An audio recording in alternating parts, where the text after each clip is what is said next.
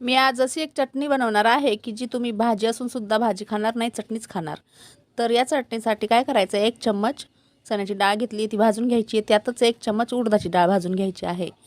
चण्याची डाळ पहिले थोडी भाजून घ्यायची, त्यानंतर उडदाची डाळ टाकून भाजायची आहे. यात 2 लाल मिरच्या घेतल्यात, 1 कांदा कापून घेतला, 1 टमाटर घेतलं आणि थोडासा लसूण घेतलेला आहे.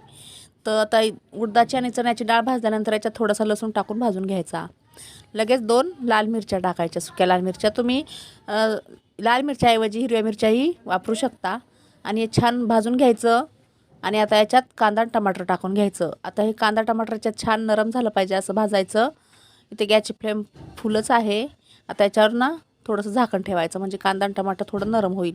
तर बघू शकता कांदा टमाटर थोडं नरम झाल्यानंतर हा मसाला थोडा थंड करायचा चटणीचा आणि लगेच मिक्सरच्या भांड्यात वाटून घ्यायचा. आता याच्यात वाटताना 1 चम्मच लाल काश्मीरी मिरची पावडर टाकलेला आहे मी. तुम्हाला हिरवी मिरची टाकायची असेल तर टाकू शकता. आणि चवीनुसार मीठ टाकायचं, थोडं पाणी टाकायचं, मिक्सरला बारीक फिरून घ्यायचं. आता मिक्सरला फिरून घेतल्यानंतर एका टोपात किंवा एका बाउलमध्ये काढून घ्यायची ही चटणी वाटलेली. आणि आता याला द्यायचं आहे तडका. तर तडक्यासाठी याच पॅनमध्ये ना थोडंसं तेल टाकून घ्यायचं आहे. त्यामध्ये मोहरी आणि जिरे टाकायचे आहेत, हिंग टाकायचा थोडा, 3 ते 4 कढीपत्त्याची पानं टाकायचे आहेत. आणि छान हा तडका तयार करायचा आणि लगेच त्या चटणीमध्ये टाकायचं आहे.